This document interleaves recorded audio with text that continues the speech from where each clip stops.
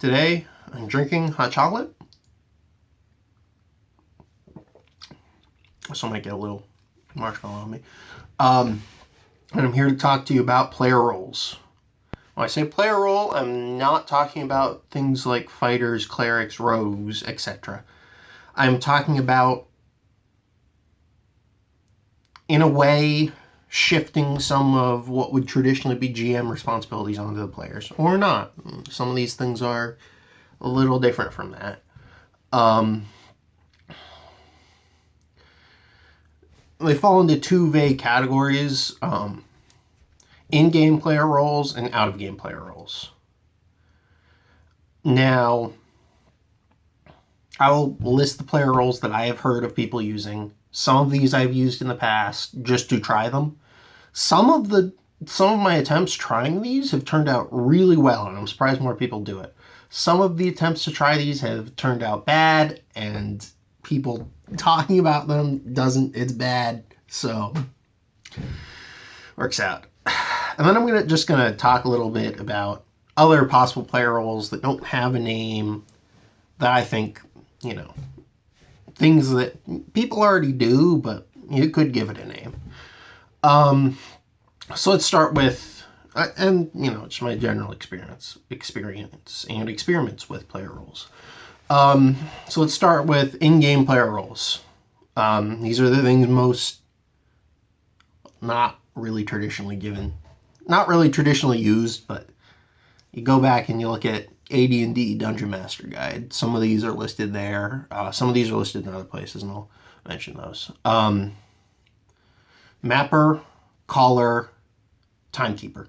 Those are mentioned in Dungeon Master's Guide, 1st edition. In, what's it called? Tenorbencho, I believe it's called. I believe that's the one. They have a player role called the Scene Judge. I believe there might be some other games that have player roles or other books describing player roles that I've not heard of.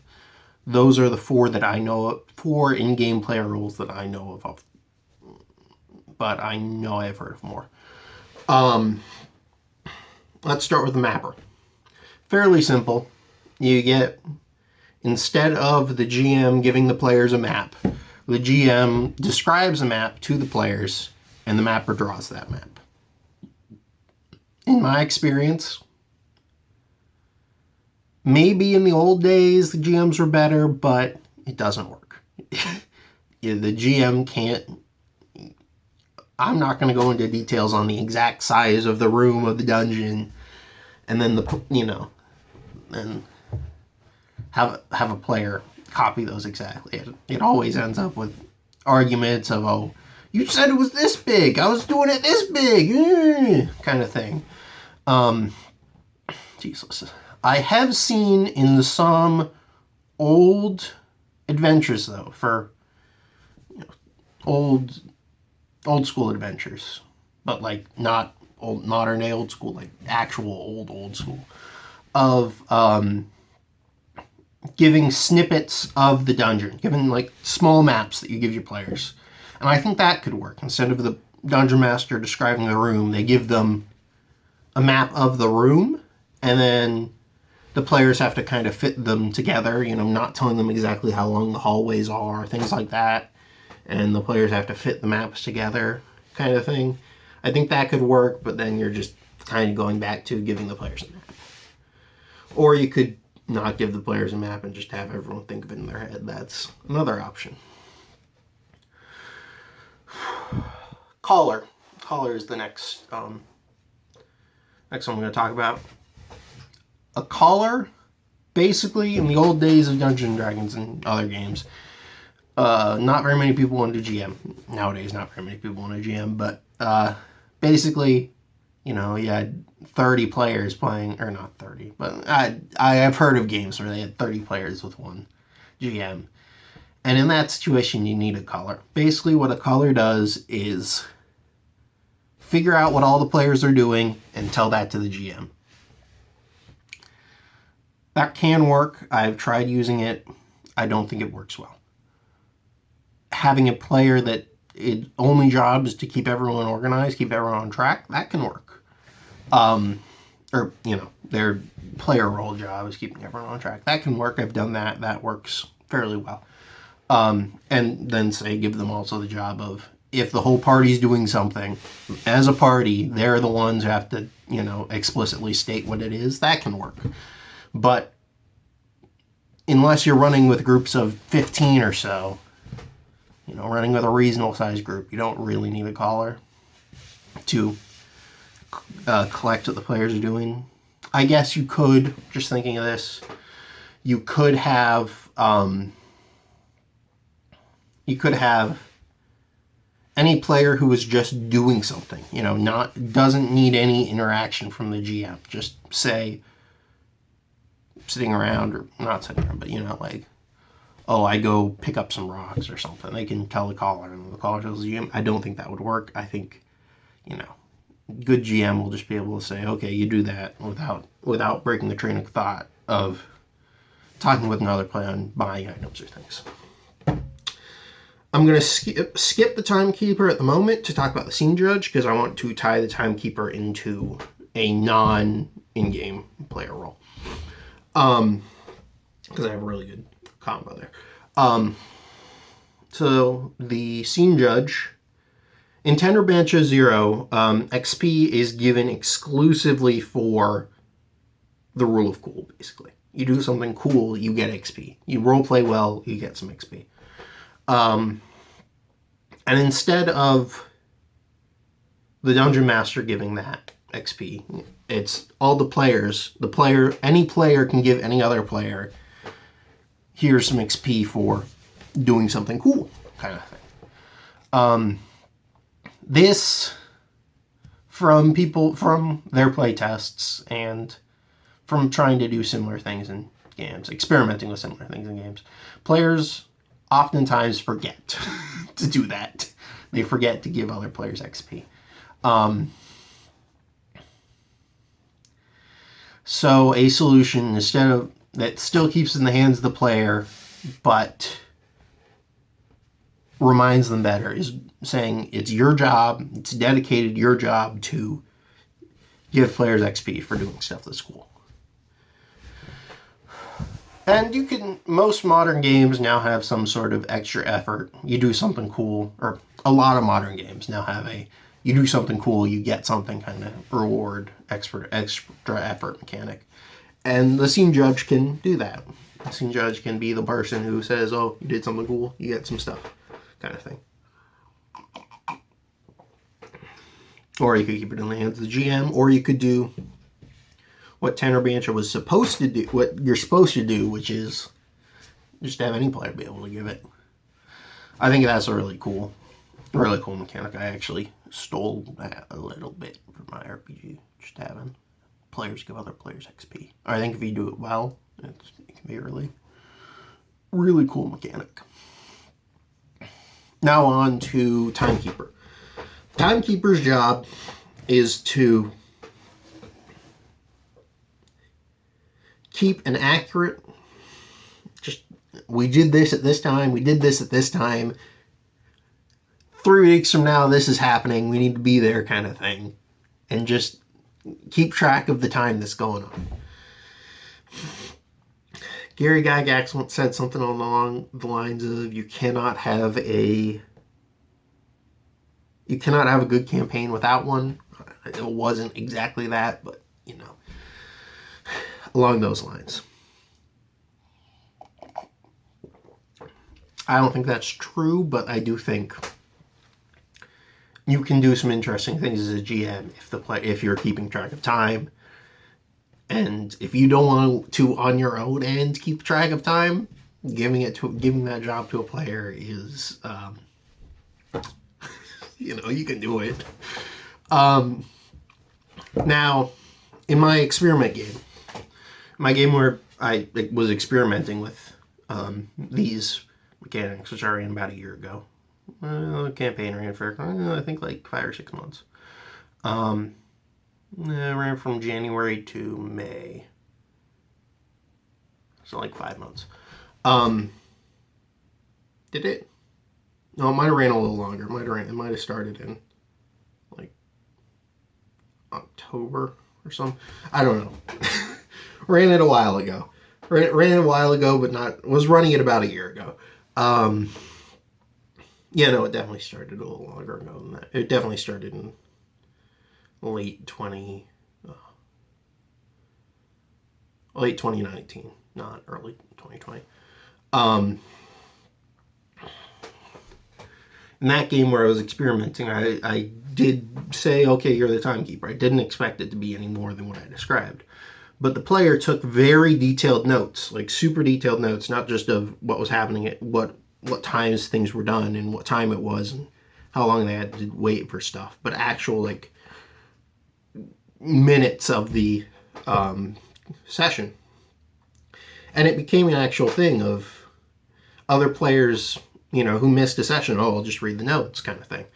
Or, we had other people in the friend group who were like, oh, that sounds interesting. I'll read and we sent them a copy of the notes, and they were keeping up with the campaign, although they couldn't make the sessions for one reason or another. They were keeping up with it as like a weekly story they were reading. This is very similar to the Japanese concept of replays, which is a out of game player role, writing replays of the session. Where in Japan, I don't think it's super common anymore. I think it used to be a little more common, and I don't think it was even at its peak. I don't think every game was doing it in Japan, where they would tape record the session, and then later someone would type it up. This person said this person said that, kind of thing. Sure, we weren't that. We weren't, this person says this person says that. We weren't taking, a transcript of everything that was happening. We were taking just basic notes, but we were, it was close to that. So a note taker, a replayer who writes down what happens in the campaign, that is a thing a player can do that can actually provide a tangible benefit to the play group. And I have my own evidence that it does really provide a benefit to the group if you have someone sitting there taking notes. Or even after the fact, just writing, a couple paragraphs of what happened. And having that, mixing that in the timekeeper, it worked really well. I'm not saying every group will have a player who loves to do that.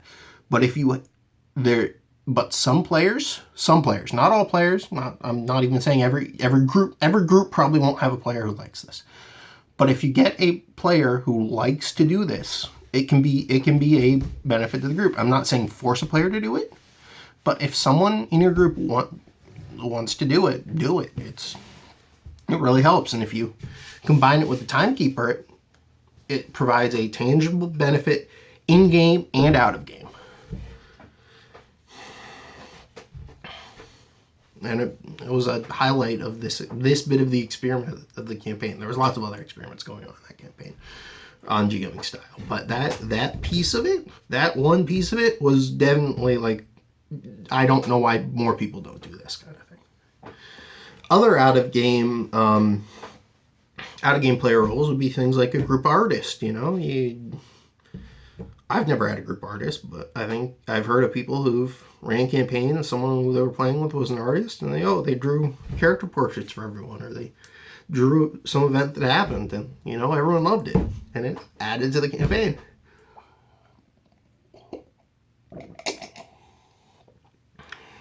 Another idea, I've never, if you are streaming campaigns, I've seen campaign streaming, the GM doesn't always have to be the one who's streaming. It could be one of the players. It's just as easy. Getting the players involved in your campaign, getting the players involved in the campaign more than just players, helps with player retention. It might drive some players off at first, but if you get players to be involved in the campaign outside of just being a player in the campaign. They're going to feel... The GM feels obligated to come to the session. Because if the GM doesn't show up, the session doesn't happen. Players don't feel obligated to come to sessions as much. A lot of players really do want to come to sessions. I believe there was a pundit video out recently that where he touched upon this. So go, I don't know,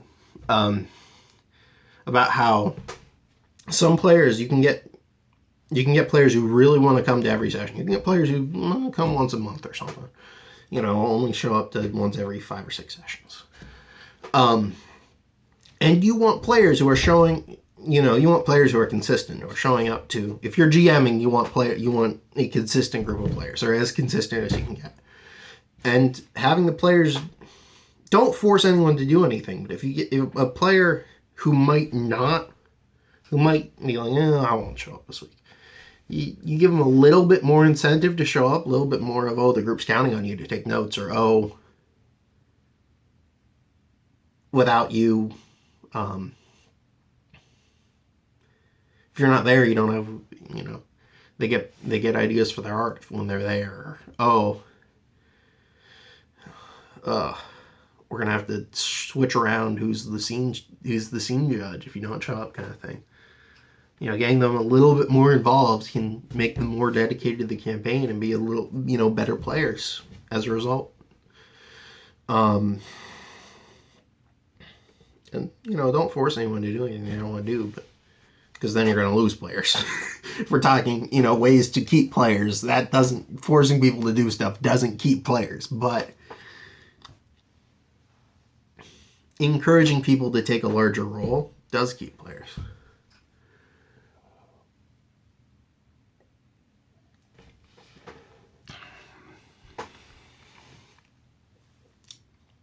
I'm sure there's more player roles that exist out there. I can't, off the top of my head, I can't think of any named or unnamed player roles outside of that, giving, that kind of thing. Anything of that line that either does or does not have a name. I'm sure they exist, but I know I've heard of one. I was like, what's that? And I looked it up. And I can't remember what it was, but, think of other ideas like that. Along this line, both in and out of game, especially if you can give someone a role that's both in and out of game, it can help. It can keep a group together that would otherwise fall apart. It's something that you should think about when running a campaign. If you think about it and talk about it with the players and no one wants to do it, no one wants to do it. But, it's one of those things, GMing style. The GM, when making these kind of decisions, GMing style decisions for this whole series, the GM should think about the players, think about what the players would want, and then decide what's the best way forward. With this player roles, it's a little bit more on the players, but, and another thing I forgot to mention, it's definitely possible for players to switch roles, even within the session. If you want to say, every time there's a scene change, the scene judge changes. I think that was in the recommended rules of Tender Band Show when they described it. So, that kind of thing. If you want to change these if you have these roles, don't even feel set in stone. But if you want to, nudge players towards it, go ahead. It's another, all these GMing style things, just knowing that they exist, knowing that there are options out there, it's another tool in your toolbox to become a better GM. And I'm not a perfect GM. I will fully admit I'm bad with encounters. I'm bad with voices. I can't do voices to save my life. I hate my own voice and I can't even change it. I'm bad with rewards, but I have kept groups together years because I am, you know, not good at maybe the traditional stuff, but everything else role playing, world building, group organization, things like that. Those are what's really matters. You don't balance the encounters quite right, or all the NPCs have the same voice. Doesn't really matter. It's the how much the players like playing the campaign that matters. I don't know. Quick update. Just an update at the end of this. Job hunting is going really well. I got a dude saying he's going to send me a proper offer letter tomorrow. And he said, money wise, $20,000 a year more than what I was expecting. So, more than $20,000 a year more than what I was expecting. So, job searching is going really well. Hopefully it turns out. Hopefully it follows through. But I think it will. Things are turning around. Anyway, catch you on the flip side.